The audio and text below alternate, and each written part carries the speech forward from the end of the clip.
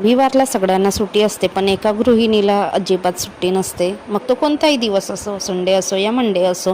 उलट रविवारच्या दिवशी दुप्पटीने कामं होतात. तर रुद्रांचे पप्पा वगैरे पण फिरायला जाणार होते, तर मी पण डोक्यामध्ये जवळपास फिरून यायचा विचार आला. तर जवळपासच माझ्या नंदेचं घर आहे, ह्या वर्षीच लग्न झालेलं आहे. तर मी म्हटलं की कधीच बघितलं नाही तिचं घर, तर जाऊया असं प्लॅन ठरवलं. आणि मग घरातली कामं वगैरे पटपट आवरली. रुद्रांस मी आणि बरोबर जान्हवीला घेतलं. म्हटलं तिला येतेस का, तर ती म्हणाली हो. मग आम्ही निघालो तिच्या गावाला. तर रविवार 21 सप्टेंबरला ओबीसीचा मोर्चा होता आमच्या गोंदिया जिल्ह्यामध्ये, त्याच्यामुळे बसेस पण खूप कमी होत्या आणि नुसतं मोर्चाला जाणाऱ्या लोकांची गर्दी होती.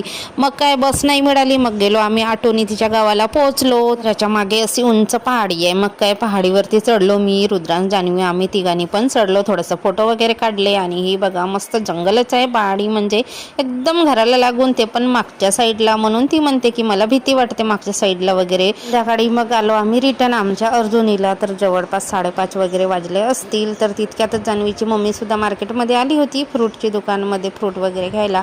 आणि आज तर भरपूर अशी गर्दी होती बघा, कारण ना आमच्या भागामध्ये भोंबोड्या निघतात, त्या भोंबोड्या आल्या होत्या, त्यामुळे मार्केटमध्ये प्रचंड गर्दी होती.